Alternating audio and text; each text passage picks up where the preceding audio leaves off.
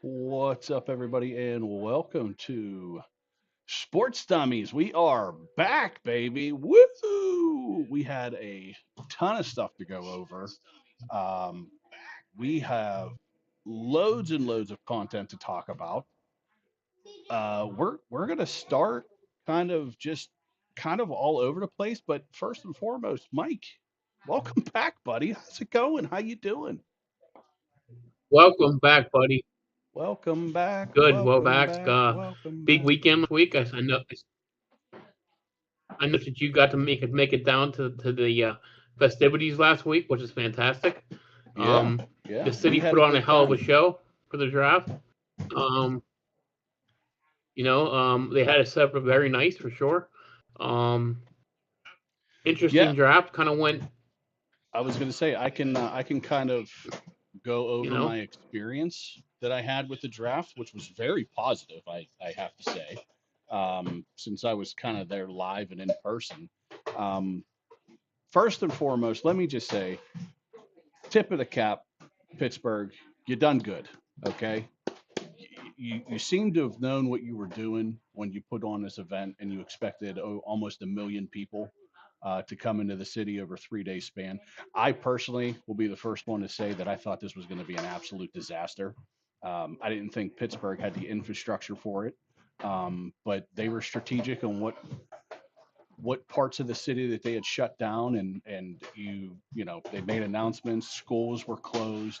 They made announcements for businesses. If you didn't have to go into work, don't work remote. um, and it all worked out beautifully in my opinion.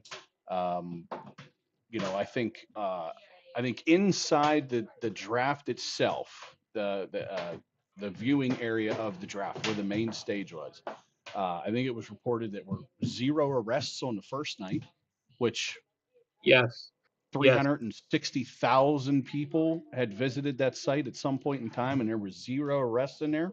Well done, well done. Right. Um, the final number was 20 arrests total. Um, for what those were, I don't know. I didn't dig too much into that. Just the number itself, though, was staggering. 805 or 806,000 people, and there was only 20 arrests. Again, round of applause to Pittsburgh. Right. Y'all The done only good. Y'all done funny good. story that I've read recently. Yeah. Yeah. The only funny thing I read recently was that an influencer got on the stage to help with a draft pick. And he's been banned from all NFL activities from the rest of his life now. I saw that too. I don't. That's pretty funny. I got to be honest. I don't understand why though. I don't know what he did. And in the same He rank got he though, got he got behind the. I mean, how did they let that happen? But I don't know why he got banned from all that stuff. But he got let in, was on stage. I think for a Steeler pick, if I'm not mistaken. okay, He was one of the people on stage with them. okay. And NFL kind of caught on afterwards. Wait a minute, this guy wasn't with the group, and but you know, Oh yeah, well, pretty funny. yeah. You know, Again, I'm blown away with how well Pittsburgh had done with how they handled this situation and this much people. Again, I thought this was going to be a train wreck. It wasn't. Beautifully done, beautifully executed. Can't say enough raving things about how they had managed to do this large event, which broke the record, by the way. Um, and it's up to, as they say, Washington. You're now on the clock, because this now goes to DC in 2027. So we passed the baton off to Washington, Right. and we'll see if they can beat the record, and um, they got a tall task in front of them. So with that being said, one more Yeah. thing before we start really diving into all this football. Great season. Pens didn't end up the way that we wanted to. Me personally, I thought this series was going to go Pens in 7. It went Philly in 6. So, what up, J Ram? How you Amazing doing, game bud? six too. Amazing game Yeah, it six. was it was great. And it's funny. And my brother-in-law just jumped in here too, because we were talking about it whenever it happened, and I understand it. Their goaltender just absolutely lights out. But you can't have 42 shots on net with nothing going in. It just, Right. the guy stood on his Yeah. head. Don't get I me mean, wrong. I'm taking nothing away from him. he did. But the Penguins, you got to do better. You know what I No, mean? me Like, neither. especially with the Listen, you're anticipation not going to win when and you hit four yeah, posts. yeah, Right. You know. Yeah, they had enough chances. They dominated. I would love to see that the time possession in the yep, offense zone. They dominated that team for a large game, but that's the bottom line. Sure, the series, the first three games really put us behind the eight ball, and that's what lost us the series. So, you know, right, yep, yep. congrats to Philly as much as I can't stand them, but congrats to them. Yeah. So, I mean, I think I think personally, I mean, I don't think they're gonna get waxed in the next round, but they're gonna have a tough time. I think Carolina wins in five. Yeah, I think Carolina wins for sure. But Philly's Yeah, Philly's a physical team. They've they're always been a tough. They're physical gritty. team. Yeah, Yep. that's why their mascot's gritty. Um, but Yeah. you Yeah. know, regardless though, they played a hell of a series. The Penguins didn't They just did. lay They did. down though. They came Hmm. back and tried to make it a series. Almost completed that mission.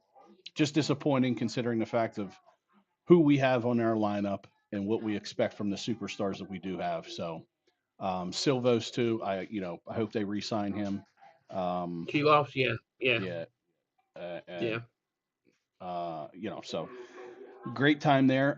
One little tidbit of hockey news though that I did hear about that's kind of making some rumblings here is that Connor McDavid may not be an Oiler next year, and that's going to be very intriguing in the offseason to see what happens there.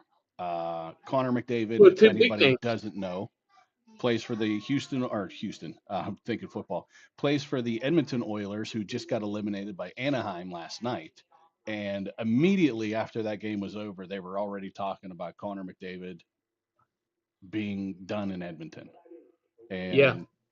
And obviously the hockey junkies are automatically putting them in the Penguins uniforms, which Yeah. hey, Listen. fantastic, that'd be great. But the likelihood of that Yeah. happening, I don't know. Right now, the other one that is more reasonable, just because of the situation, the contract, the history, is Austin Matthews Right. with the Pirates. I mean, the Penguins' salary cap number and what Toronto's doing, full rebuild, and his relationship with Duke. So that's an interesting thing Okay. to think of also. Yeah. I I think the mean, Penguins are going to worry about their own guys first, see what's going to happen if they offer Gino a 1 year deal. We'll see. Um, right. they have a couple. They could. They Dubas has and Muse in the front office have a lot of questions to answer. Are they going to try to run?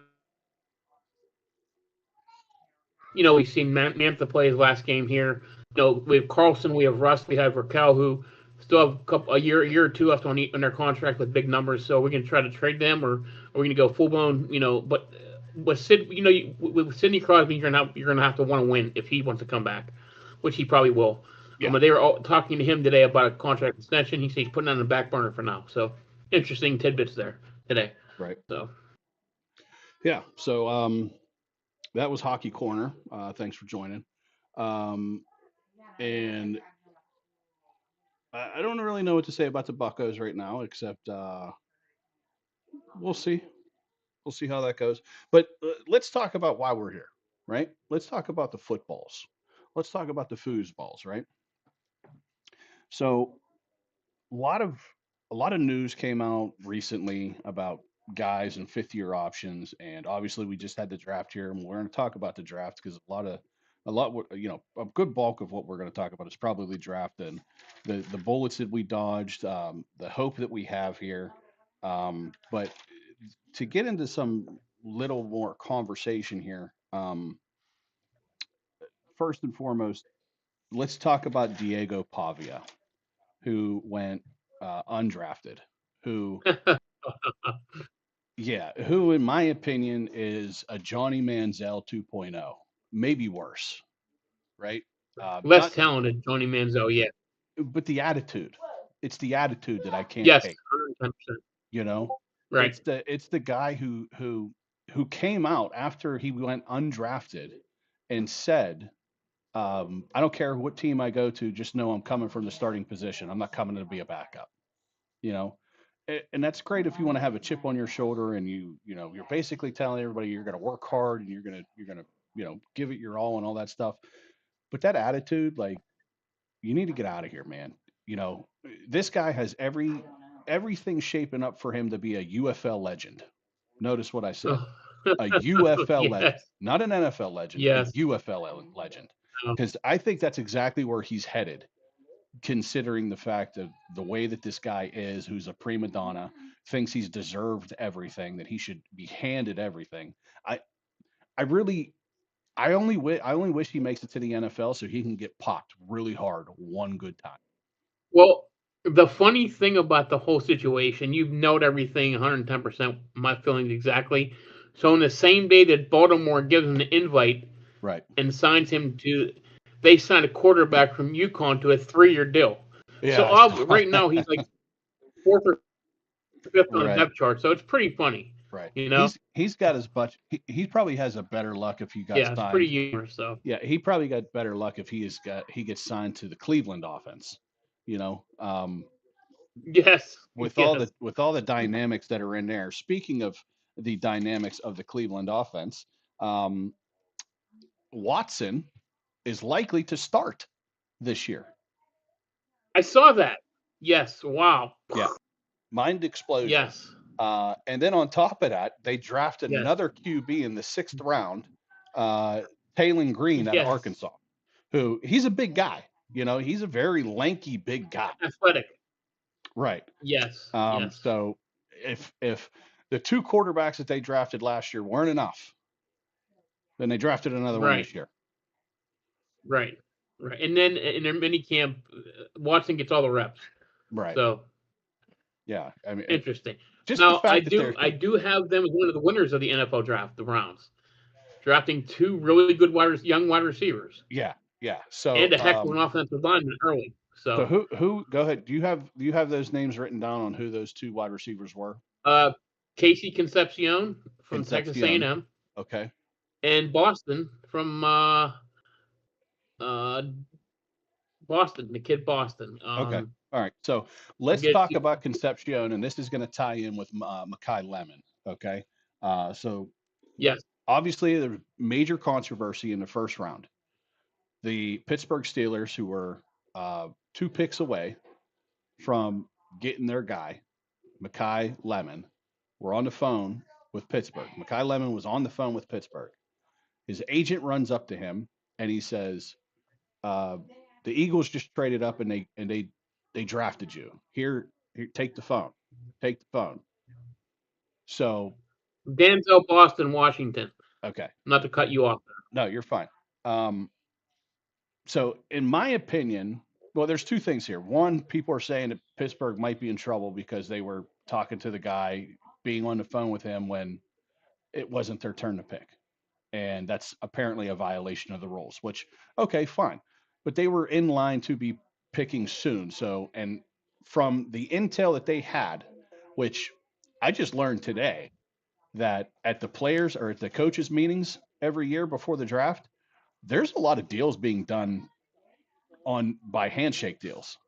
Yes. You know, and getting a feeling of what teams are drafting where and who they're taking. I found this out today on the McAfee show. Shout out to the Pat McAfee show, because I was blown away by this information. But anyway, so Pittsburgh probably had an idea that nobody was going to take Lemon at, up until their turn. And then obviously Philly goes ahead and makes that trade, jumps ahead of them and takes Lemon, which again sealed the fate for AJ Brown right off the bat as soon as that happened. And because AJ Brown is already being linked to being traded to the New England Patriots. Yeah, but no, that's one of the handshake deals people are talking about. Right. On June 1st, he'll be dealt to New England for whatever, Which, yeah, they're already saying that he's a post June 1 cut or release. Just do the deal now.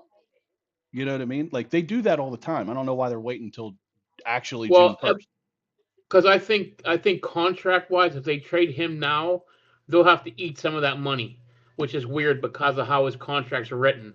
That's the only reason, from what I understand, that's not done. I understand that, but also what I'm saying is these deals have Put it on getting paper, right? these deals get done all the time, saying, Right, okay, he's a post June 1 cut or release, so we're going to go ahead and trade him right.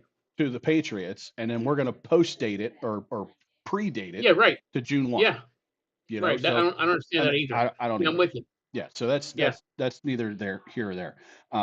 But the whole point of why I bring up Lemon right now is number one, I think Pittsburgh dodged a bullet with Lemon. we're on the same page there, my friend. Okay. Number two, here's how I can tell you. I have a couple stats here that Lemon could be a bust by default. Okay. Lemon may be a lemon. He may be. And here's why. Okay. 75 out of 108 of his targets were in the center of the field in college. Okay. Hurts, the last 3 years with three different coordinators, so you can't say it was a coordinator problem, has the lowest percentage of balls being thrown in the middle of the field. Wow. So if Mekhi Lemon's bread and butter is in the middle of the field, you just went to a quarterback who doesn't throw it in the middle of the field. So 75 out of 108 targets are in the middle of the field, or his catches. In 2021, Hurts's percentage in the middle of the field was 9.3. In 23, Wow. in 23, 11.7, in 24, 13.3. So this kid is probably already set up to be a bust by default. You know, Wow. they're going to be looking at him on year 4, and they're going to be like, wow, we didn't get the production we should have out of this guy. We're not going to pick up his 5th-year option. Right. You know what I mean? Because it's all going to Yeah. go down to how do you use the guy? Are you using him to the best of your ability, or are you not? And Right. Well, and I think we talked about this before we came on. Not today, but when draft was going on. mm-hmm. I think the Steelers got the better overall wide receiver in Jeremy Bernard. Well, and here's the other part of this, and I'm not mad at the fact that they went out and got an offensive tackle. They needed one anyway. I'm not either. Okay. Right. So by no stretch of the imagination am I upset with that pick. Here's what I'm Right. upset about, though. If you were sold on getting a wide receiver, Mekhi Lemon, why didn't you just take the other two top 3 wide receivers that were still there, Concepcion In and Boston. Omar Cooper Jr.? Oh, Cooper. Yeah, the Jets traded up and got him after him. Yeah. Yeah. Yes. He was still available there. Yes. And then the Steelers went with that offensive tackle. How do you say this guy's last name? Max? They're calling him IMAX. IMAX. Okay. Yeah. Ahina Anchor. Yeah. Ahina A, but they're calling him IMAX. Whatever. So, but out of Arizona State, huge. offensive tackle. He's humongous. I think he's 6'7", 350 or something like that. He's only played 3 years of organized football, and they say his upside is tremendous. Yeah. So, and again, they got 2 offensive tackles out of here, and I really want to stress this one. The Ginger Yinzer is what he is being dubbed. Jennings Dunker. The most magnificent looking man I've ever laid eyes on. Okay. My favorite ginger of all time. Jennings Dunker, the Ginger Yinzer. You put Dunker on the back of a 69 Pittsburgh Steelers jersey, and it's going to be the top selling jersey of all time. Right. I mean, that guy was made in an offensive line laboratory. Oh, did you hear his meal the night before and the day of? No. I heard it. I didn't write it all down, but it's my stomach hurts thinking about it. Yeah, well, you know he's a 2-time hay bale throwing champion. Yeah, I know that. I mean, the guy's an absolute legend already.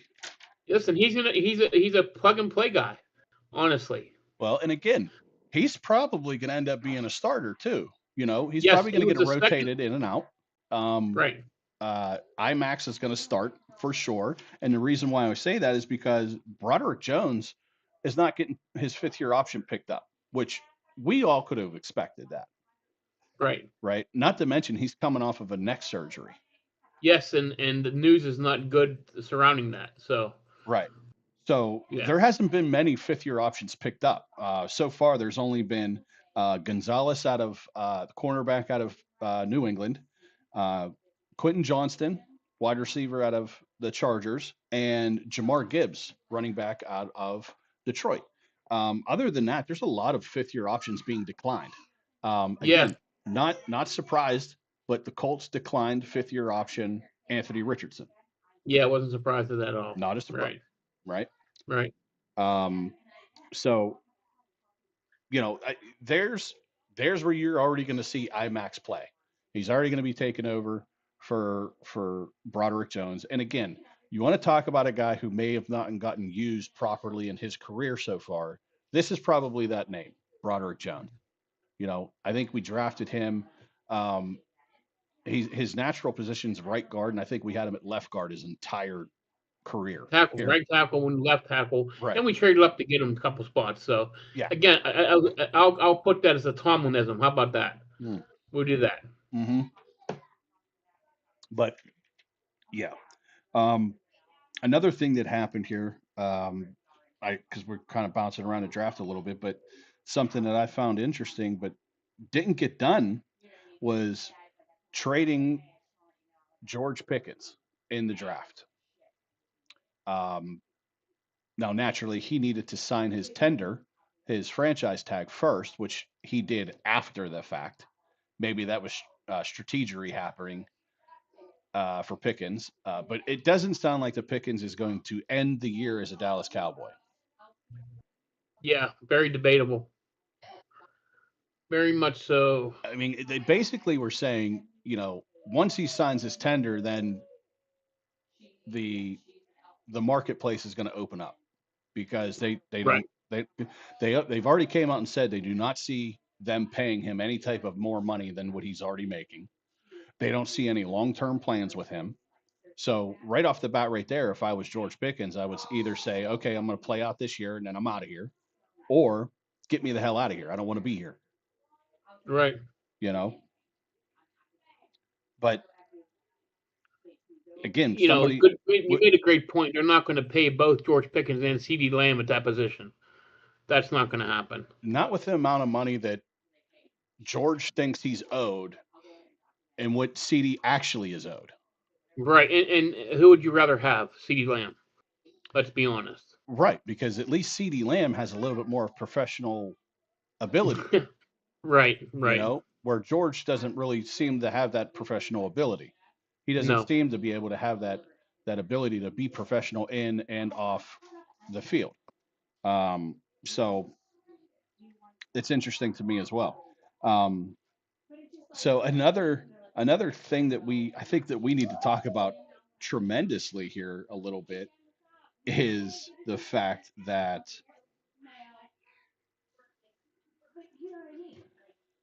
there was a trade that happened earlier this year that didn't go through. It was a massive trade, humongous trade, probably the trade of the century for Baltimore. And I think for whatever I think here personally, what I think. So real quick before I get into that, what happened is that Max Crosby was traded from the Las Vegas Raiders to the Baltimore Ravens. When he went to go and get a physical, he had failed said physical, and Baltimore had called off the trade. So there's the backstory for everybody who doesn't know. Excuse me. Here's my opinion on it. My opinion on it was that Baltimore was in over their heads, and they started doing some quick math and realized that this can't work. And they said, well, if he doesn't pass the physical, that's our out. And Yes. they knew that he had knee issues because that Yes. was a big reason why he was pissed off last year. He sat out a couple games. He was forced to sit out a couple games when he said that he could go. They told him no. And pretty much we knew at that point in time what the Raiders were trying to do at that point in time was get him out of the building. But shortly after this whole trade goes down, the Raiders start picking up defensive guys out of the woodwork. They're picking up they're picking up DNs, they're picking up safeties, they're picking up cornerbacks. They make this roster look amazing. And then Raider fans were thinking, well, why the hell did we get rid of Crosby when we just rebuilt the defense? He would have been great if we had him in here to go along with the defense that we just built on paper. Well, you got your wish because the trade doesn't go through.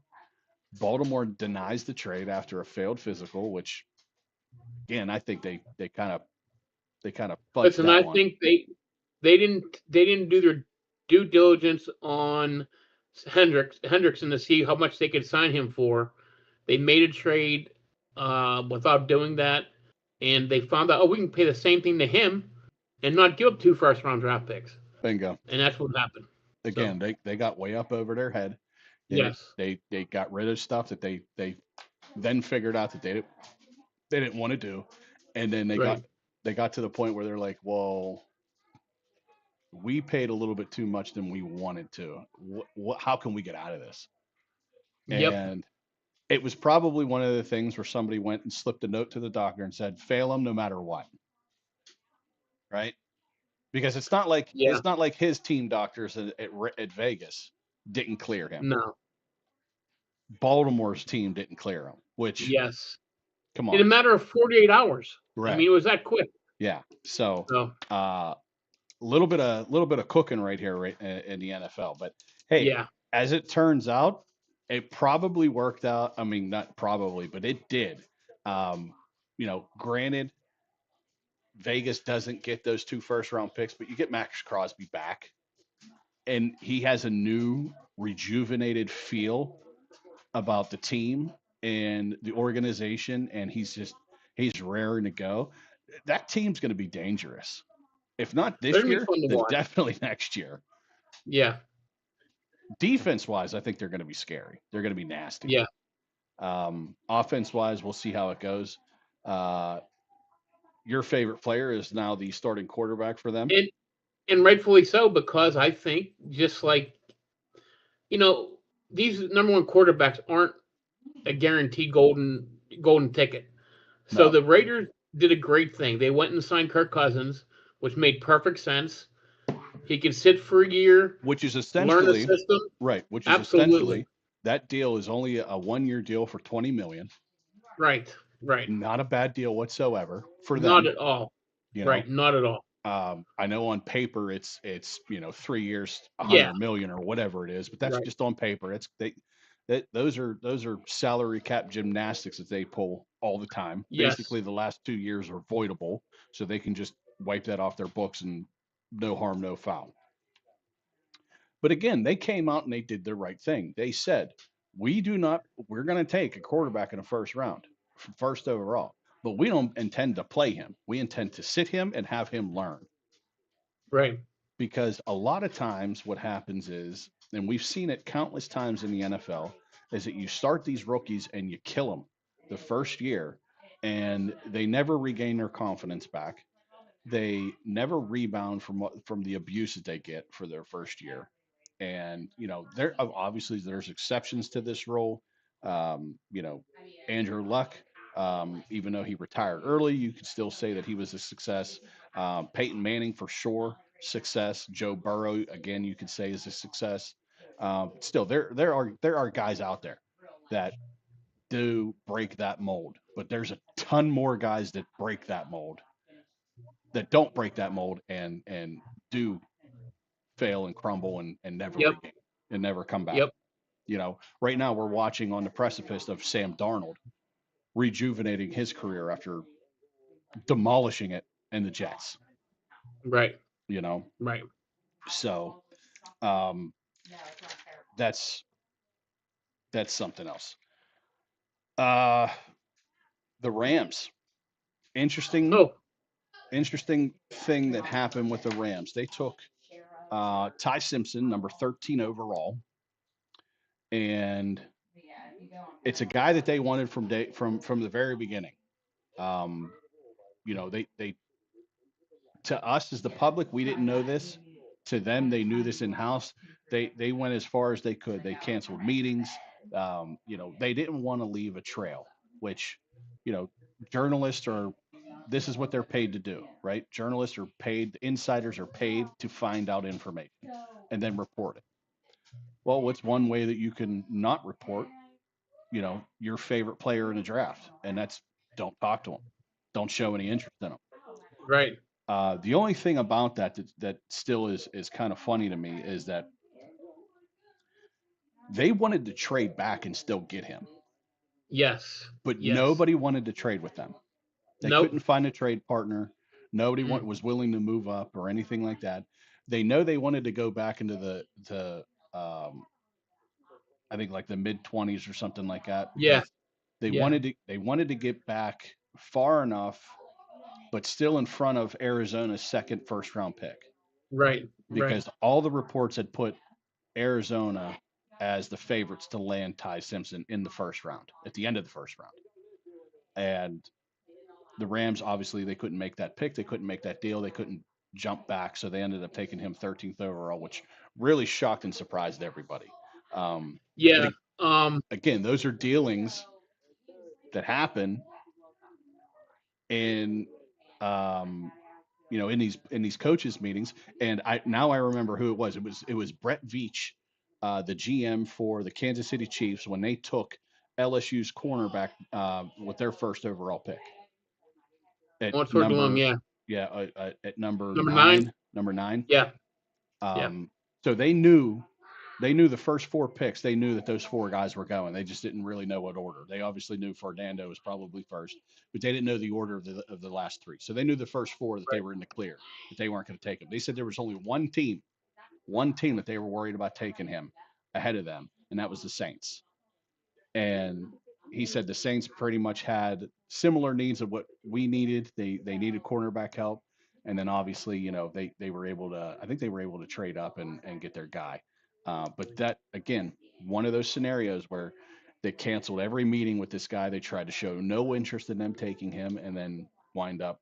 Again, if you're not a moron, you would have known that at some point in time in this draft, probably in the first round, the Chiefs were taking a cornerback.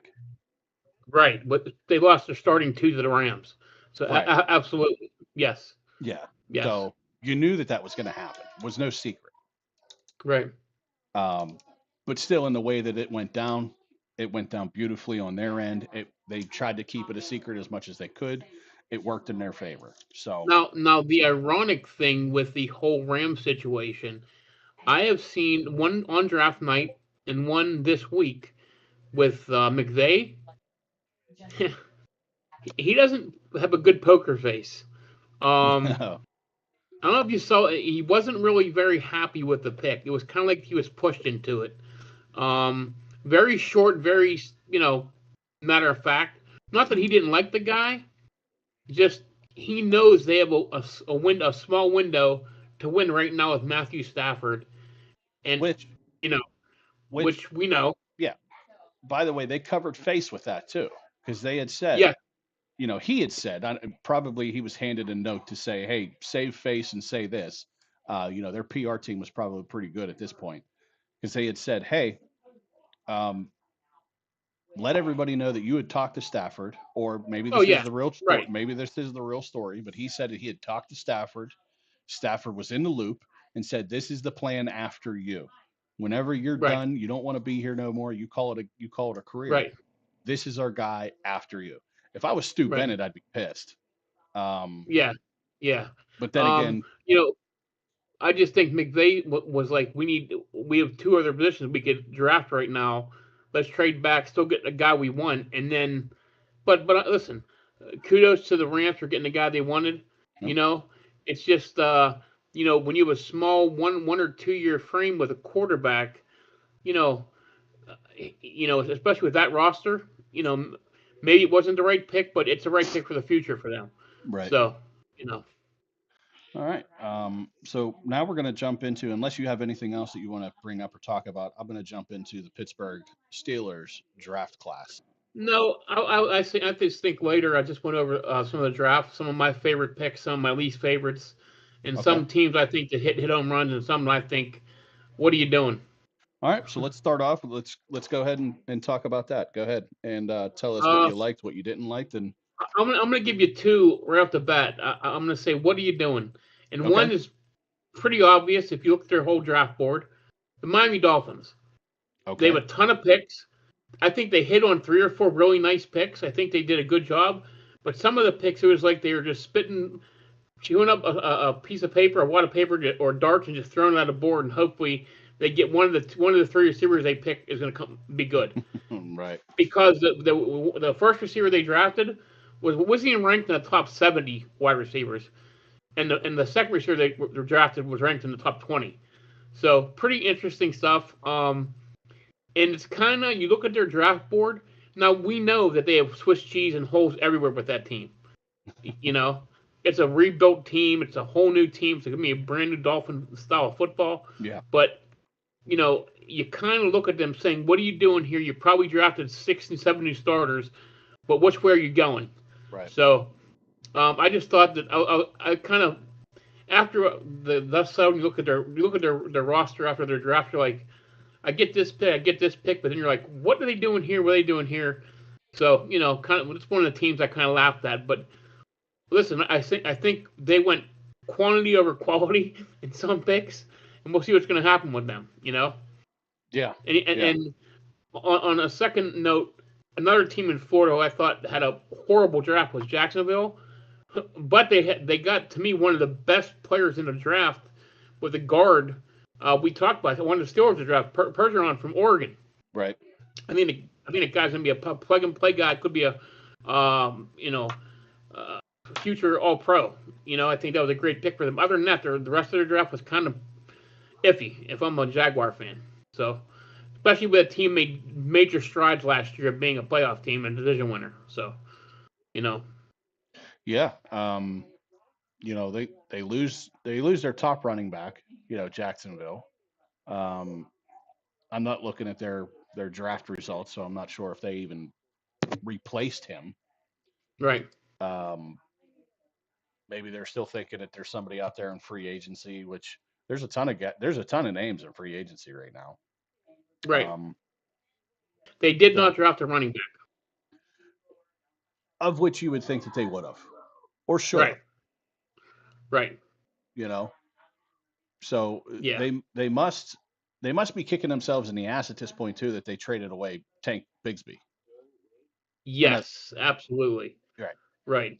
I mean, and the only reason I'm nagging on Jacksonville, so their first pick was in the second round, pick 24. Yeah, They there was picked the tight end from Texas A&M who had 419 yards receiving in his career. yeah, I don't In know. his career, They must be looking at him as a blocking tight end then. right? But in the second round, 24, like, wow, Yeah, 19 catches yeah. last year. You I know, mean, wow. So, it definitely doesn't make any sense for sure. Um, mm, and again, thinking about it, they don't have a backfield. no, no, Who's not at all. who's in their backfield right now? Nobody. You know, their only Yeah, hope is that they can go back and get Tank and bring him back. right. You know, Yeah, yeah. There was 8 teams, by the way, 8 teams that did not have a first round pick. Jacksonville was one of them. wow. Yeah, I thought that was rather interesting as well. But there was 8 teams that did not have a first round pick. Um, Max was ours. IMAX was ours. Again, kind of a shitty way that he got drafted. A lot of people felt that he was second fiddle. That the Steelers made a panic pick because they were on the clock and the guy that they wanted got stolen the pick before him. Um, turns out, apparently, again, saving face. We don't know what's really true, what's not. Max was high on their board, so they took him. Which it's not like we didn't need him anyway. So let's put that Right, out there as well.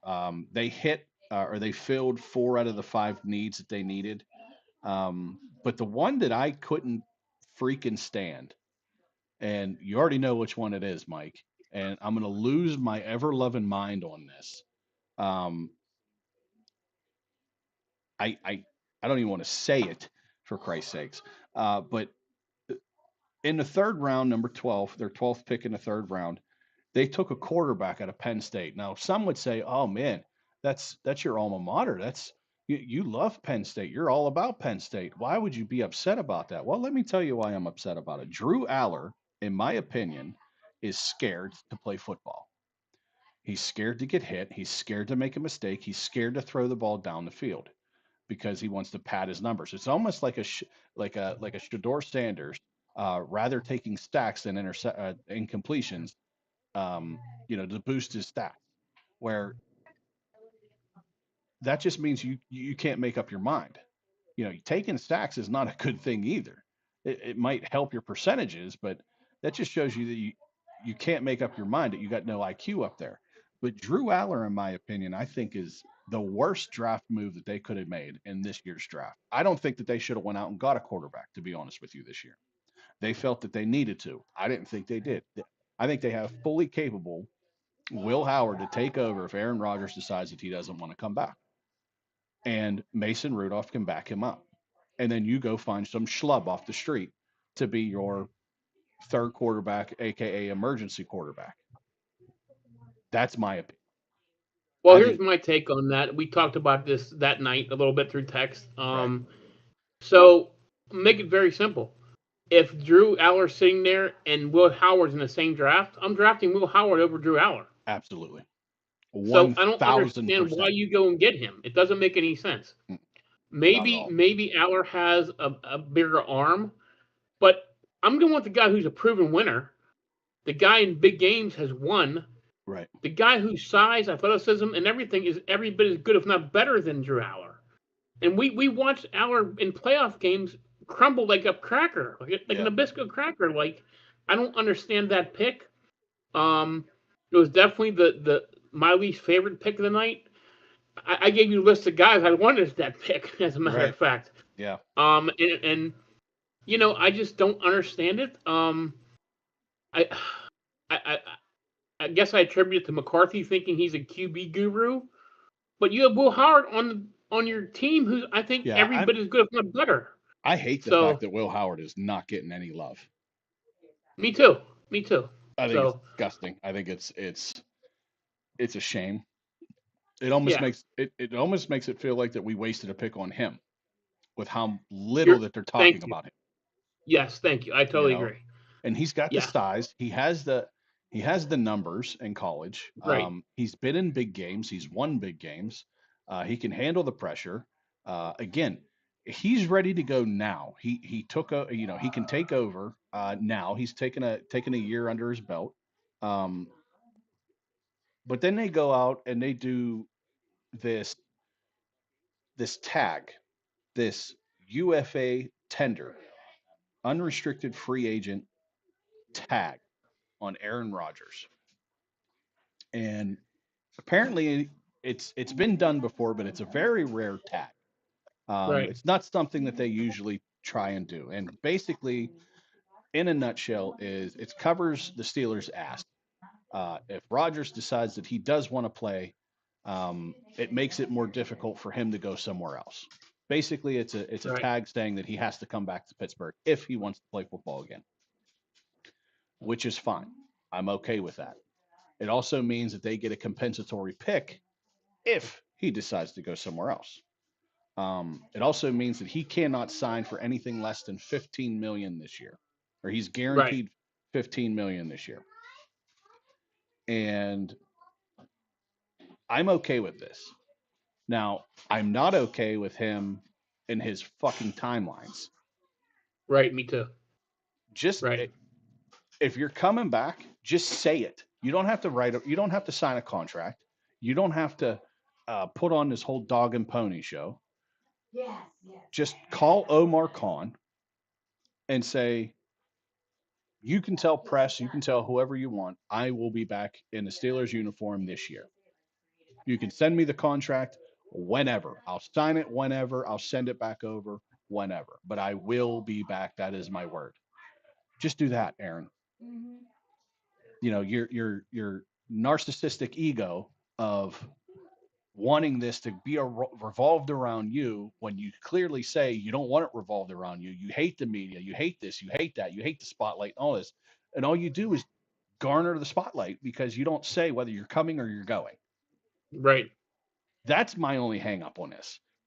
other than that, I can't wait for him to come back Right. because I do. I love Aaron Rodgers enough to want to play another year with him. I want to see what he does in a real offense Right. with Especially with Mike legitimate McCarthy. receivers. Yeah.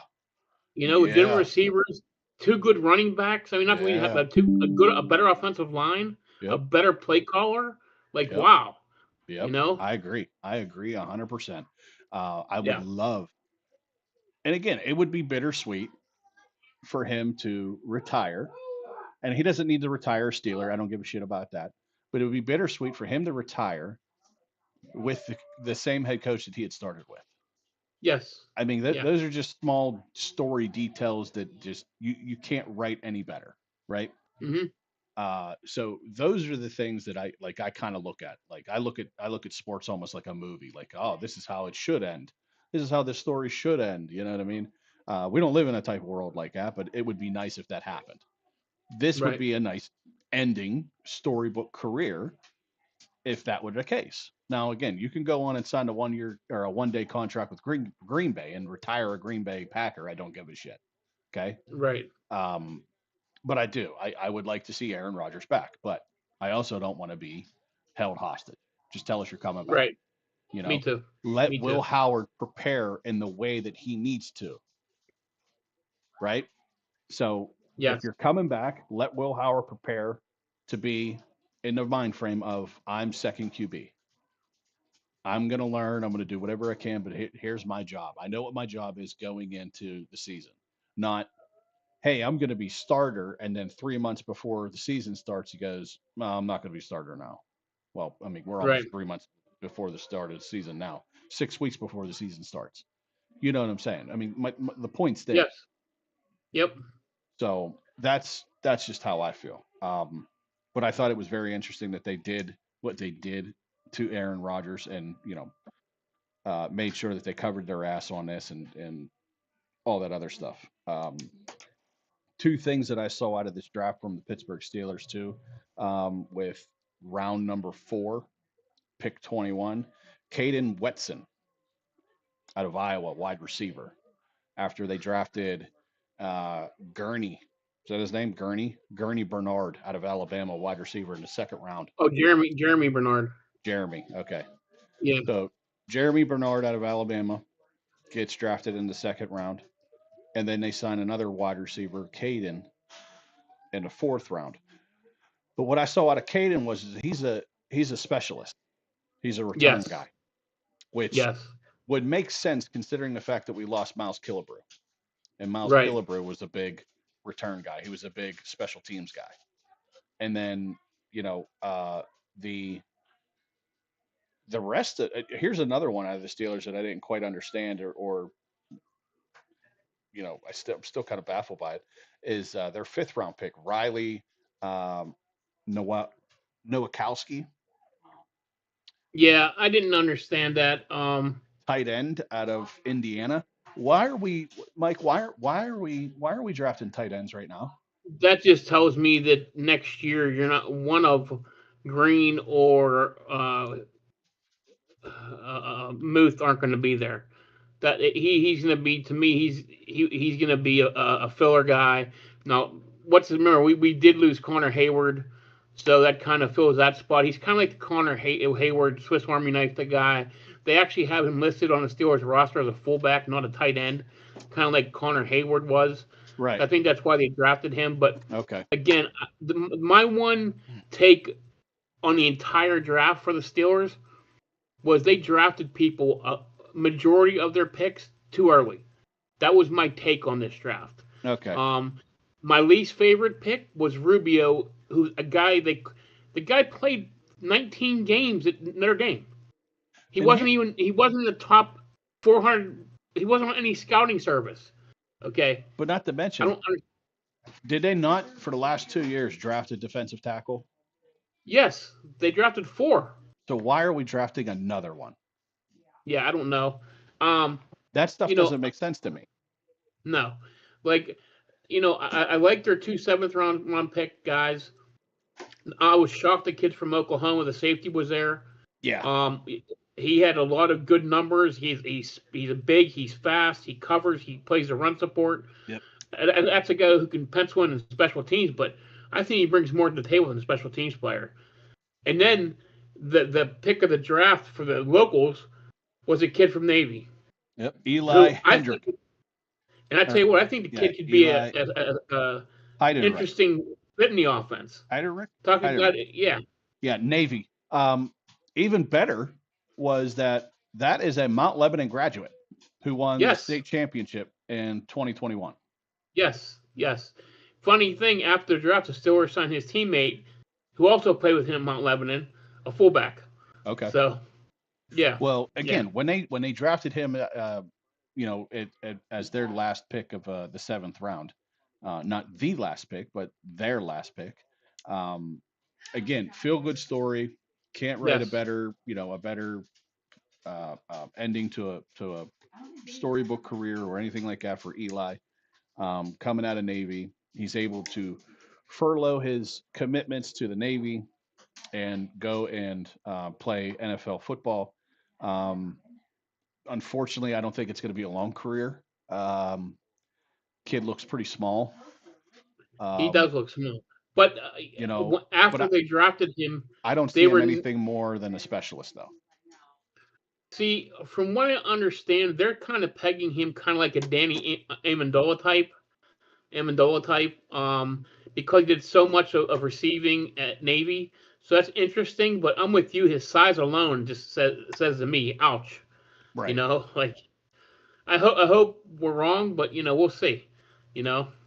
And even if they do pencil him in as a Danny Amendola, you took 3 wide receivers in this draft class.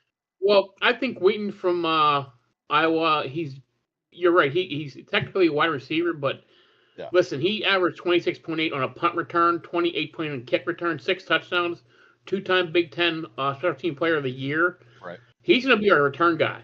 He's taking over for Calvin Austin. Yeah, well, not only just Calvin Austin, but Ben Skoranek as well. Ben Skoranek too, right. So I think that the one thing I did like about the draft is every player brings a little bit something different to the team, but I do have question marks on a few of their picks, like you said. Kid from Indiana, kind of like take Connor Hayward's job. I thought they could have got him later. The kid Rubio, I think they could have signed after the draft. And the Drew Aller one's the most puzzling to me.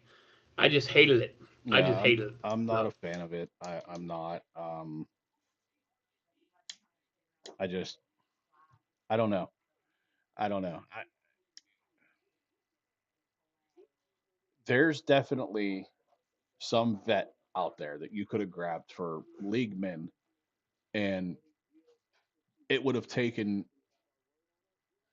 your QB3 position. I agree. Look at the kid we had last year, Skylar Thompson. Yeah. Okay, bring him back.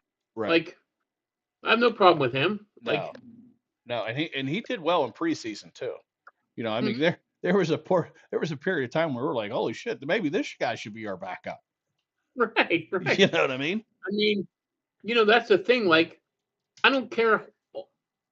Think about it. So Aller comes in, is going to get third quarterback reps. He's not seeing the field. No. So why draft him in the 3rd round? Like, it doesn't make any sense to me. It doesn't to me either. I mean, I'm going to be. It's a project pick. I'm sorry. Yeah, it's going to be very interesting to watch preseason with Drew Aller and see how he does. Because again, there was a ton of moments in college where he should have taken off with the ball. He should have stepped up in a pocket and ran for a first down or something like that. He never did. He never ran. And he was a quick kid. He had open space, but he never ran. He always tried to stay in the pocket and make a perfect play. Well, that you got to understand that stuff doesn't happen. The game-winning drive with Indiana in the championship is that a play that broken down and he doesn't run the ball at all, and he goes in and dives for a touchdown, wins the game. Right. You know what I mean? Things like that. Like, those are instances in football that need to happen where you need to be able to think on your feet and take off. And Drew was either scared to do it or he didn't know how to do it. And, James Franklin probably crippled the damn kid by powdering his ass and telling him we can't turn the ball over here, or we can't do this, or we can't do that.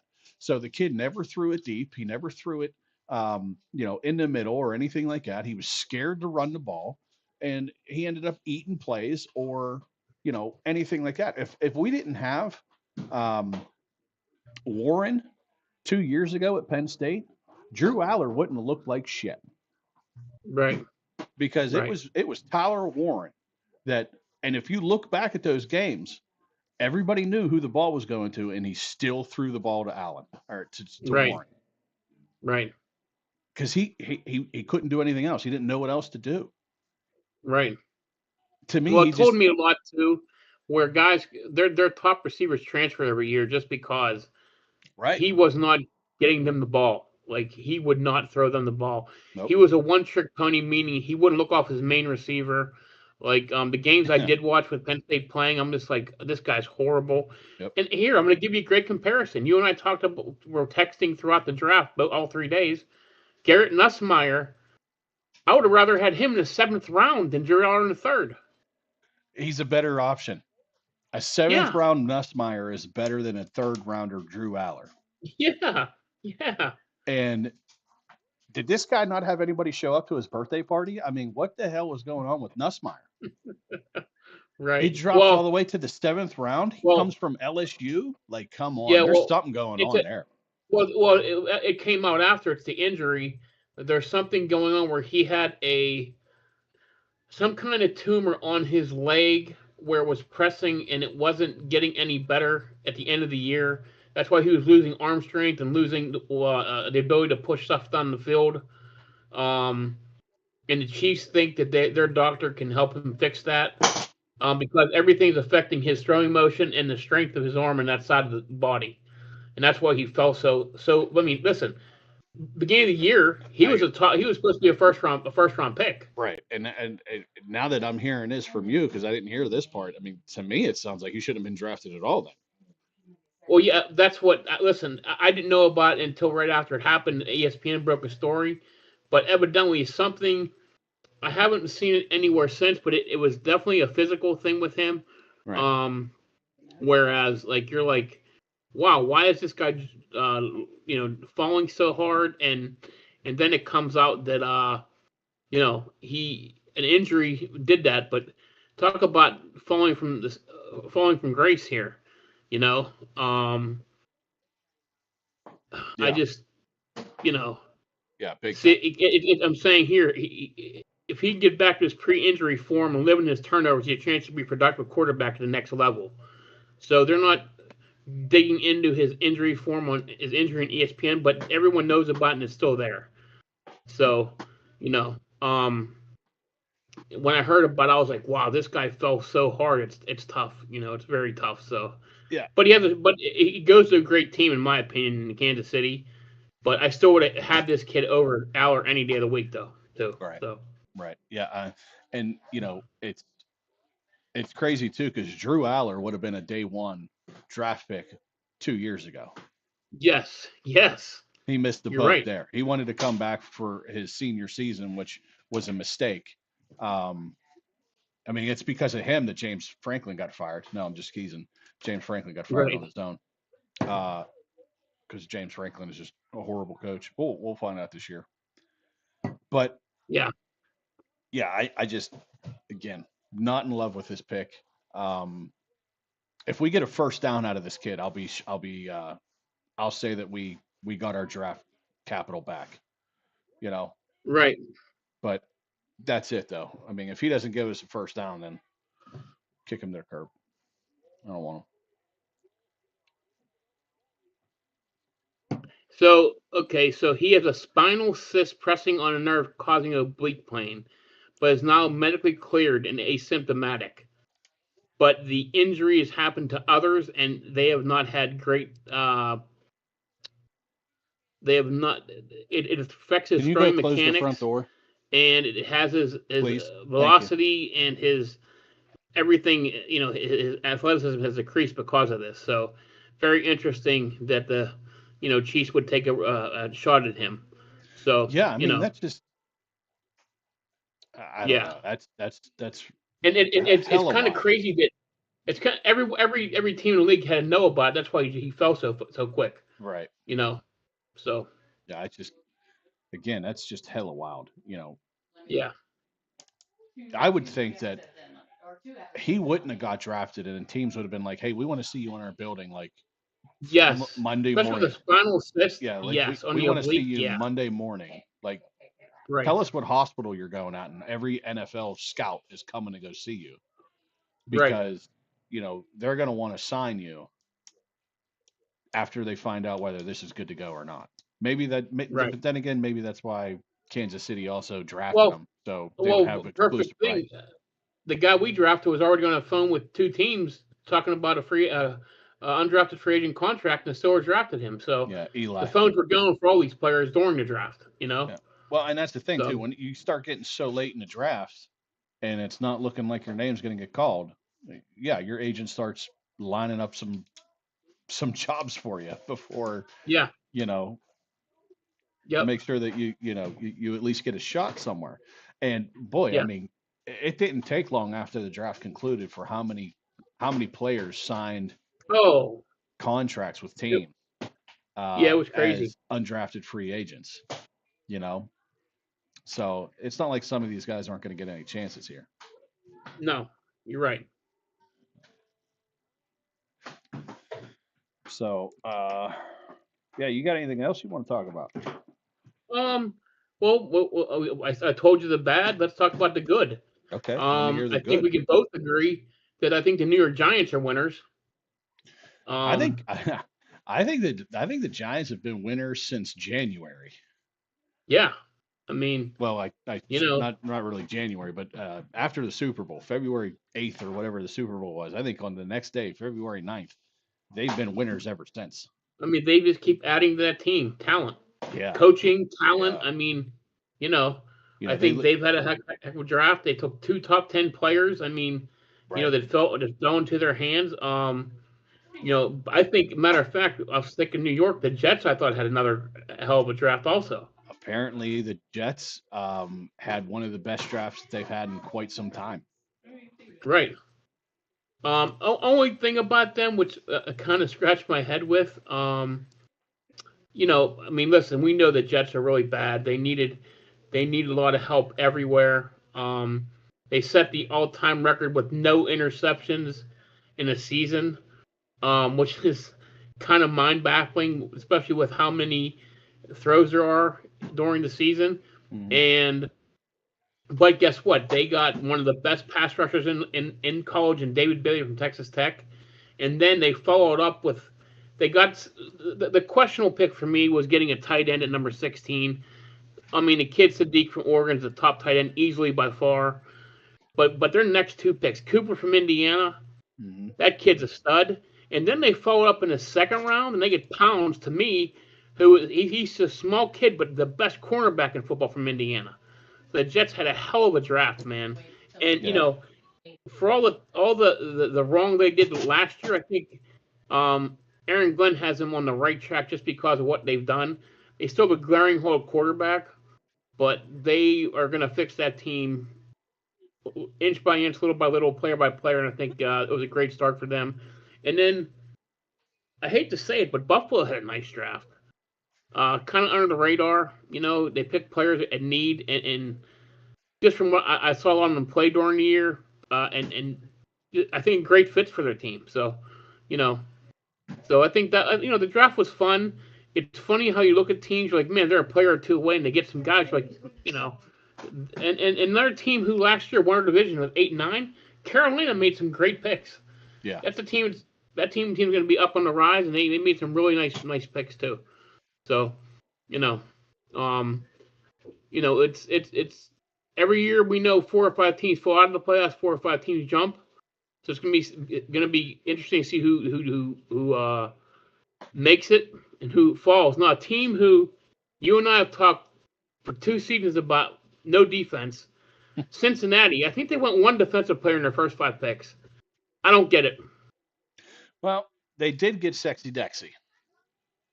Listen, great trade. Yeah. I'd make that trade 10 out of 10 times. I think that's one of the few trades that work out great for both teams. Right. The Giants make 2 great picks in the top 10. The Bengals get a player that everyone covets. I mean, he is a hell of a defensive tackle, no Yep. doubt. But they lost Henderson, so you're Right. kind of offsetting that, with a different type of player. But then you go in a draft and you're going to stock up. You draft one player in the your top five picks on defense. I don't know, kind of weird, you Yeah, know. for sure. I mean, it still seems like that they don't know what they're doing. Yeah, You know, typical Bengals. yeah. Well, I Typical mean, Bengals. they seem like their best defense is a great offense. At least that's what they're Yes, gearing everything towards. It's all offense, all offense, all offense, and they're paying their right. defense $10 an hour. Yes, yes, They don't really care about them. They must never have heard of the expression "defense wins championships" either. So, right. which is why they're never going to compete for one. I'm Um, sorry. They went to their first pick was an edge rusher from A&M. It didn't work out last year so much. Their number one pick from A&M, yeah, and then their second round pick, their third round pick was a cornerback from Washington. But other than that, was all offense up to the seventh round. So, again, I don't know. I don't think they know what the hell they're doing. Unless I know they did. They did sign a bit amount of guys in free agency, but not a lot of splash players. no, So, no, you know, basically depth guys almost. yes, You know, right. but kind of hitting back on the Jets real quick, because I thought about this while you were talking about it, and I was going to try to slide it in, but I didn't want to interrupt you either. Uh, but they seem like they're doing what they're doing is probably the old tale of building a team and then plugging in a quarterback, not Yes, building a team around a quarterback, but building a team and then plugging in a quarterback. absolutely. Yep. Right? So it almost seems like their scheme in all of this is we're going to build a team and we don't give a shit who's in there behind center. We can have any schmo throw the ball and hand it, turn on Right. and hand it off. But we want to make sure that our team around him is so good that it's going to elevate this guy, Right. whoever that guy may be. Um, and from the sounds of it, there's still quite a bit of free agents out there that could land in Well, the Jets. that's one of the things I was going to talk to you about, which you hit on the free agents out there. There's a lot of good quality players out there. Well, let's talk about some of the free agents that were already signed to some places. Let's talk about Kyler Sure. Murray going to Minnesota. Um, you know that happened real quick too. He gets Yes. released by Arizona, which we all knew was coming. And then the rumors started circulating on where he was going to go, and pretty quickly it was Minnesota, and it never changed from that. Once it was already put out into the public's ears that he was going to go to Minnesota, I mean that was a wrap. Um, so that I mean that's one of the free agents that kind of made a splash. Kirk Cousins obviously is another one. Goes up to Vegas, gets his deal, and you know interesting cuts that happened around the league. Um, some not so surprising with Tyreek Hill. He's still out there, but he's rehabbing a horrific knee injury. Um, Right. but I'm trying to think of the one free agent quarterback that's still out there that it's kind of baffling that he's still out there, and I can't remember. I can't remember at all. Um, let's see. Free agent quarterbacks are out there. Um, let me see if I can pull this up. Why is that not doing it? Kyler Murray. Mm, I'm not sure here if they're not pulling it up here. Let's see. Free agents. Let's see if we can find something. Um, the best remaining free agents. Okay, here we go. Um, so Jawan Jennings is out there. Taylor Decker is out there. Yep, Stephon Diggs. yep, yep. So Um, let's stop right there real quick, and we'll hit on a couple of these wide receivers. Brandon Ayuk, Jawan Jennings, Stephon Diggs.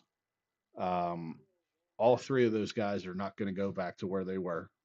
Two of which were in San Francisco. Um, Diggs being Russell out, Wilson, a quarterback that's out there that's not signed yet, too. and he was a name that I was going to talk about too, but he wasn't one of the ones that I was thinking that I can see at the top of the list. I can't remember Right. who it was, but anyway, it doesn't matter. Um, but two out of those three wide receivers are very dynamic wide receivers. I think Stephon Diggs is on his back end of his career. Um, Yeah. I don't think you're going to get as much production out of him as if you wanted to, 2 to 3 years ago. I think he's more of a support player now than he was, than he's a number one. He's probably Right. more or less a number two now. Um, but you know, Juwan Jennings and Brandon Ayuk, two guys that have like had this shrouded mystery around them for the last year, and it's just like, Yes. what are we going to see out of these two, and where are they going to go? You know, Not but to mention who's replacing them in San Francisco. Mike Evans, Mike Evans. Mike Evans, yeah, Wow. yeah, Mike Evans decides to come back for another year, and doesn't stay, doesn't decides not to be a one helmet guy. He ends up leaving Tampa Bay and going to San Francisco, which, Still blows my mind, honestly. yeah, I thought for sure he was coming back. No, no questions asked. Me too. I thought he was a Yeah. one helmet guy for Me the rest of. too. I really did. But yeah, I mean, I guess he wanted to see different teams. He's still in the same conference, but he's in a different division. Um, Right. so he's going to see some new faces, go to some new places. Um, so yeah, I mean, good for him. Especially coming back. Travis Kelsey decides that he wants to come back, and I think we all knew that that was happening as well. I don't think that was a Yeah. shocker. You know, his pride and ego are too big for him to go out the way that he was going to go out. So yeah, you got a list in front of you. Anybody else out there? Yeah. So you were talking about quarterbacks. Yeah, Garoppolo's still unrestricted free agent. Russell which Wilson. which is one of the main reasons why they ended up going and getting Ty Simpson, the Rams, is because they weren't going to bring Right. back Jimmy. Even though they loved Jimmy, they said, but they weren't going to bring him back, apparently. Right. Right. Good point. Tyler Huntley. Okay, Snoop. I thought Snoop stayed That's in what I thought. Baltimore. Our guy Skylar Thompson, Yeah. unrestricted. So, Let's talk about we're talking about Snoop. He was recently in Miami. Let's talk about Tua. Tua goes up the road into Georgia and yes, goes and is now the projected starter for the Atlanta Falcons. yes, yes, They have Penix coming off of a knee injury. Um, so they decided to take somebody in a wheelchair for somebody in a helmet. It's remarkable, because it doesn't seem like they have good looking quarterbacks up there in Atlanta right now. they don't. And it's crazy because you look at their team, what they've done the last few years, running back, wide receiver wise, Yeah. defense. They've really improved that team, Mm-hmm. except at the main position. Right. So, Speaking of positions and maybe some writing on the wall, the Saints took a wide receiver, if I'm not mistaken, in yes, the they draft. did very early. Yeah, Yes, and I think I had texted you almost immediately, and I said, "Does this you mean that did. Olave is gone?" Yes. Because So the again, Saints took Olave has not been reliable as far as his health has been concerned too, as no, well. not at all. They took in the first round, pick 8, Jordan Tyson from Arizona State. Yeah, Actually, probably my favorite receiver in the whole draft. So yeah, and they followed up. Let's stay in that lane. They followed up with Bryce Lance, Trey's brother, who's the number 1 receiver in North Dakota State in Division II FCS division, and then they drafted a third receiver later in the draft. So the writing may be on the wall for our friend. I mean, So I don't know why you wouldn't try to move on from him. He still has probably enough capital in the name alone. right, You could probably get a second or a third rounder out of him. probably. Maybe even I a mean, second Olave, and a third. when he's healthy, he's good. But Right. when are you healthy? That's the problem. Well, and that's the thing. The best ability is availability. Right. right? And, You know, listen, I love what the Saints are doing, putting talent around Chuck. You yeah, know? yeah. Which a full year with Shuck down there. Oh, after what he Yeah. did the last couple of weeks at the end of that season, I'd be excited if I was a New Orleans Saints fan right now. Me too. Look, we were calling from earlier in the year. Yeah. Well, You earlier than everybody. yeah. I You said know? before. I said I don't know why they got this Tyler kid on the bench. Put him in, see what you got out of this kid, see if he's the real deal or not, and then you can plan accordingly next year. What happened? They put this kid in 3 weeks too late, and he ended up racking off 4 wins for him the end of the year. Yeah. Yeah. I mean, wow. So Talk about a team that's going to look different in 2 years. right. Your Alvin Kamara is not going to be there. Your Derek Carr is not going to be there. Well, You know, Alvin Kamara yeah, is not going to be there, but Travis Etienne Jr. is going to be there. Not Etienne, Etienne.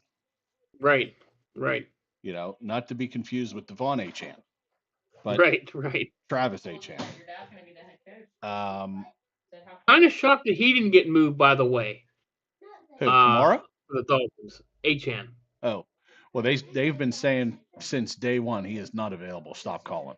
I don't blame them because he's dynamic, but But he's not. I'm telling you right now, if you're a fantasy, listen, everybody who plays fantasy right now, listen to me very closely. Do not draft Achan in the first 5 rounds next year. He's not going to be worth it. He's going in the first and second round. You know He's that. not going to be worth it next year. He doesn't have Mike McDaniels.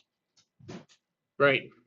He doesn't have Mike McDaniel. He doesn't have Tyreek Hill, and he doesn't have who's the other receiver who got traded. Who, Jalen Waddle? Yes, they're all gone. Right. So, and that's my thing. If you're somebody who pays attention to fantasy football and pays attention to who is calling the plays and how it's all set up and those dynamic players that you see on the field, then you should know where Mike McDaniel is. You better take a running back in that backfield because they're going to be dynamic. If you don't have Mike McDaniels in Miami, which we know you don't, drop everybody in Miami. You stay away from the Dolphins this year in fantasy at all costs. Absolutely. There's your little fantasy nugget for the year because he is not going to be able to produce for you the way that he has been the last 3 to 4 years. No shot. Right. If he does, I'm an idiot, which this show pretty much encapsulates that. But still, looking at everything and making an intelligent decision there, HN does not live up to the hype for next year. Right. So, what other free agents are out there that are making the rounds or making headlines or people that we should be looking for? So, top free agents. Let's see. NFL free agency. Let's see. The best remaining free agents. Here we go. Be interested to see where Alvin Kamara goes, though. He's still dynamic enough to where he can make an impact somewhere. Well, he's under contract. He's not a free agent, so. Yeah, but it's not. But there's rumors he'll be a June 1st cut though. So right. I'm expecting him not to be on the team past trade deadline in November 4th or something like that of the year. So again, before the end of the year, he's not going to be a Saint. So a couple interesting names: Deebo Samuel, right? David Njoku, Bobby Wagner. I remember him. Bobby Wagner, Jonnu Smith, Bosa, Joey Bosa from Buffalo. There's another one. I mean, some big names still out there.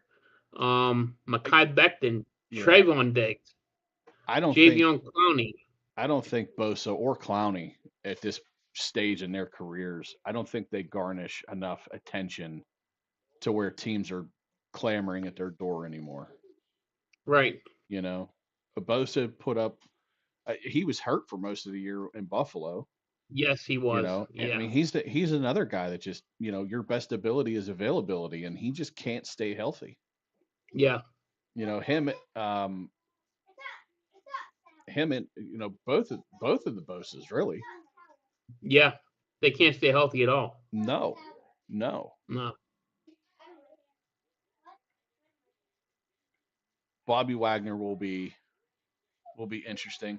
I have a feeling that if he doesn't get signed back to um, Washington Washington, he may try and go to Seattle or maybe even and retire retire. and Yeah. retire. Yeah. So Seattle, I'm glad you talked about Seattle.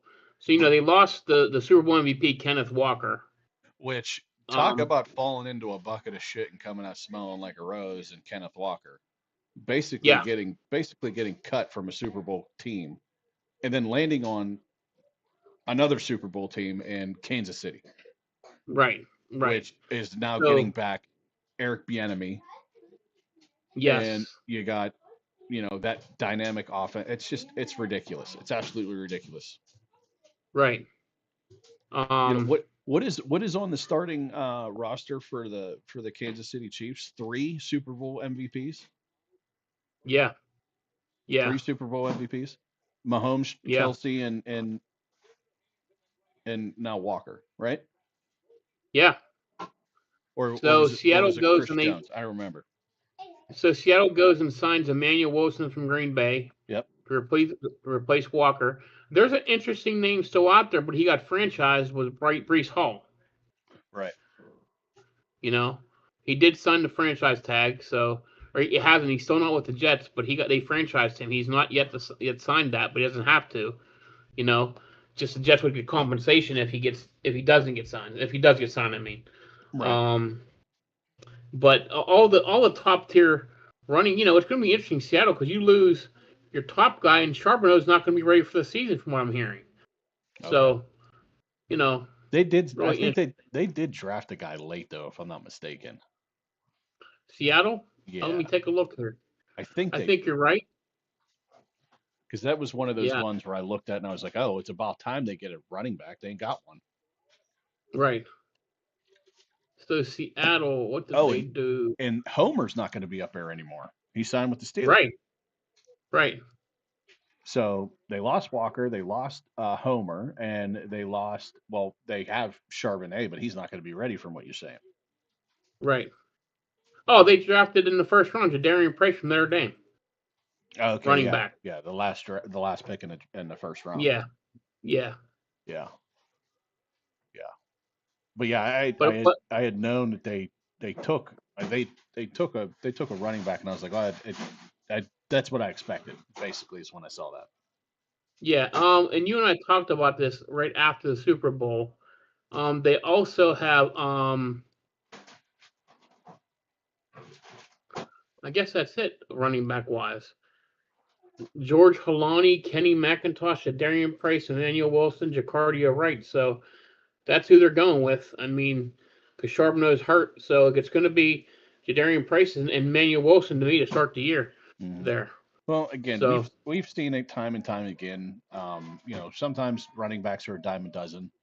oh Um, yeah, yeah. you can find a guy off the street that'll end up giving you some good Well, production. let's be honest. Kenneth Walker wasn't a household name last year until the Super Bowl. He got benched until Charbonneau got hurt.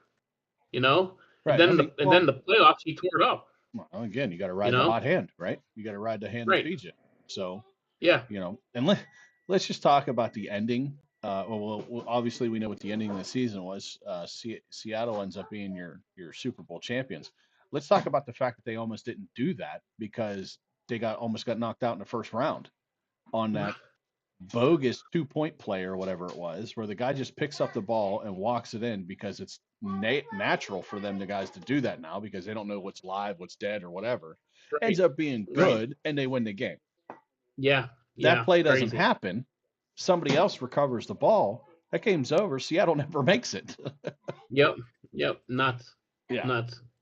it just goes to show you that some play, like every play matters, no matter what. Yep, It's just absolutely, man. absolutely. Absolutely. Um, yeah, Mike, I got nothing else on my end. So if you got something else, I'm all ears. Otherwise, I think this was a good show. that we can wrap up on? We hit on everything. We talked about the draft. We talked about free agency. Yeah. We talked about what we thought, how Pittsburgh fared Yeah. in the Yeah. draft as a team and also the city. So I think we Yep. covered about everything we wanted to cover. Yeah. I agree. So what are your so to end the show? What was your overall grade you're giving? Like I don't like giving grades to drafts because to me you don't see anything for 3 or 4 years. Right. But right out the gate, what would you give the Steelers, personal wise, a letter grade? Letter grade, I'd probably go. I'm in between like a C plus and a C minus. That's where I am. Me too. And the Yeah. reason why is because again they've hit some A's, they've hit some B's, but I think they hit some duds here. The tight end, the QB, um, And defensive lineman, those three stick out to me. I yeah, mean, like a sore thumb. the defensive tackle.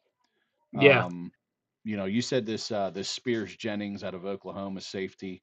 You think he's a home run here and a good Yeah, pick I in the mean, seventh? before they got him in the seventh round, I think he's a definite special team guy. But Right. if we can get some, if he can get on the field too, I think he can be a player because that's the one thing we have some guys he can learn from can help him. Yeah. In the secondary. So. Yeah. But So his size alone is impressive. right. The Steelers overall, let's not forget too, and we didn't make mention of this at all, but the Steelers actually did something in free agency this year, is that they went out and they made a deal and they got Michael Pittman Jr. So, Right.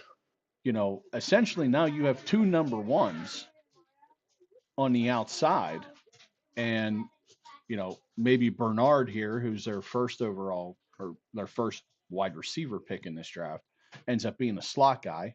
I'm not sure what he played in Alabama, whether he was on the outside or the inside. He was a slot guy. He's a slot guy. Okay, so Yeah. if that's the case, then he's gonna slot in there with Roman Wilson, which we'll see if what Roman can do again. He had glimpses last year of some some dynamic playing ability and kind of fizzled out towards the end.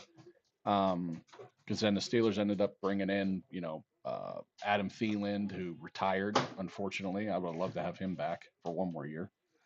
But, here's the name that nobody's talking about yet is Dalen Everett, cornerback out of Love Georgia. the kid. Yeah. Yeah. What's so important about tomorrow? What's this guy going to be? You know what I mean? Young kid, played in the SEC, big size, usually matched up against the team's number one.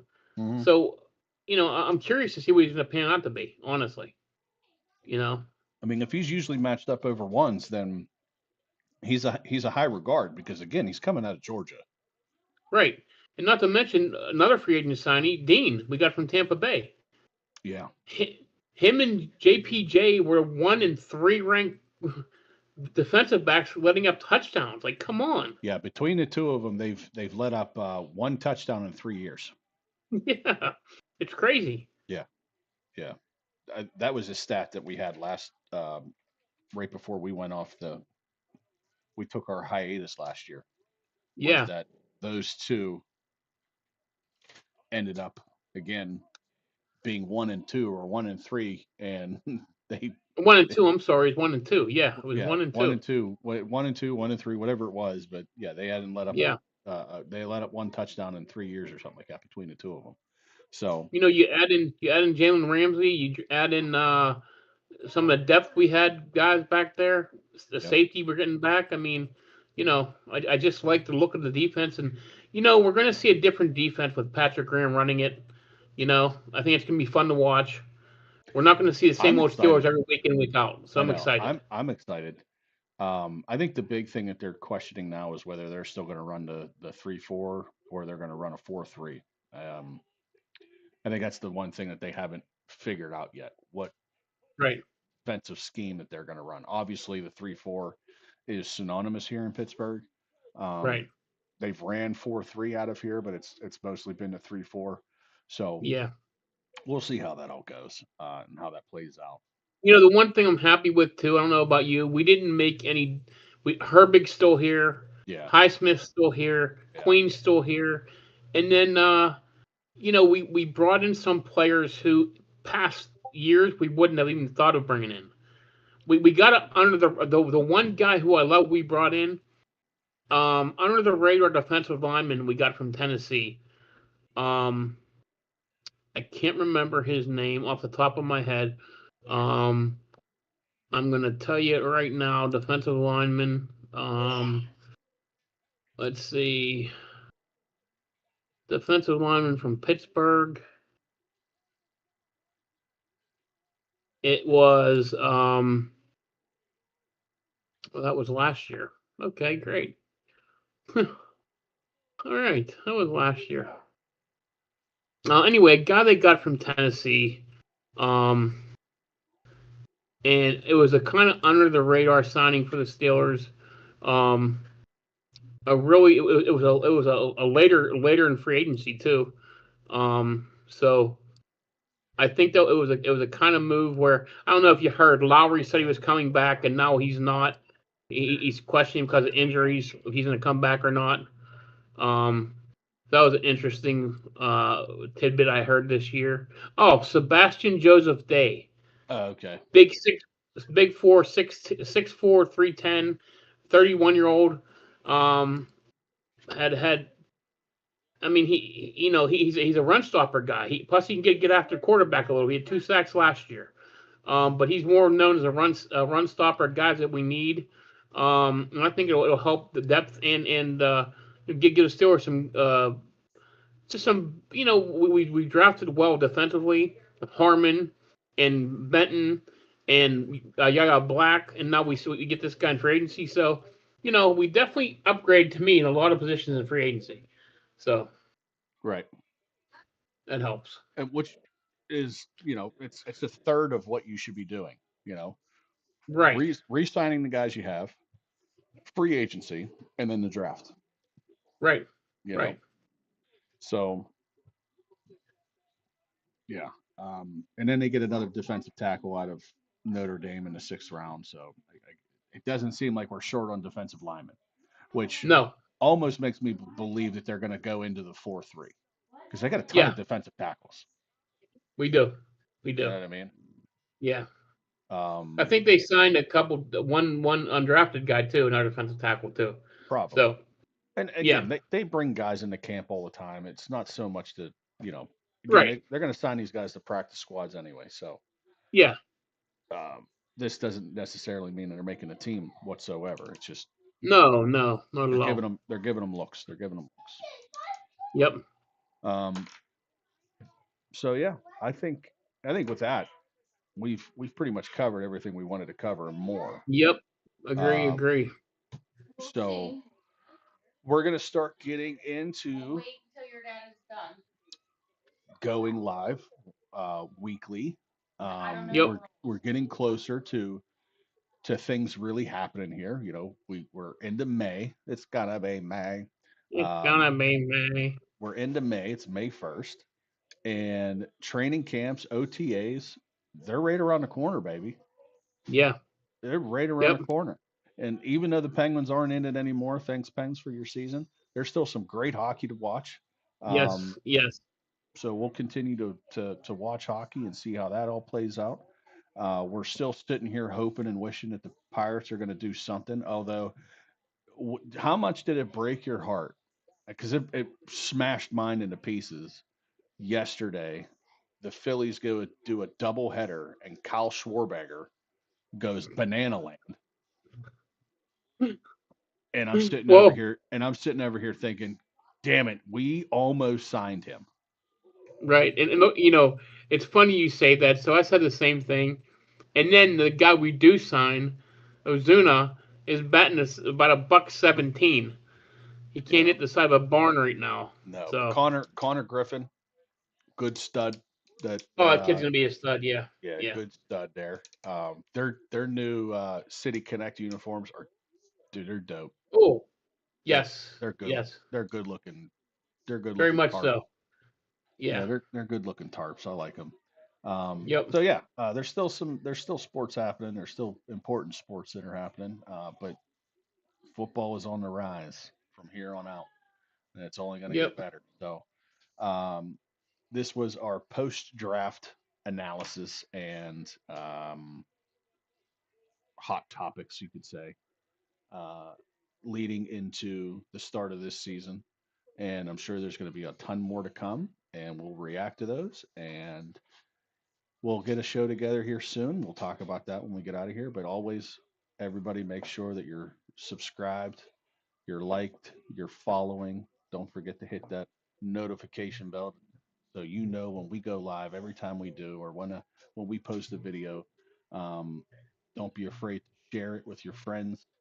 Let them enjoy the awesome stupidity that we put out into the world every time we hit that live button. So, Mike, with no further ado, and with that being said, good night, everybody. Peace out.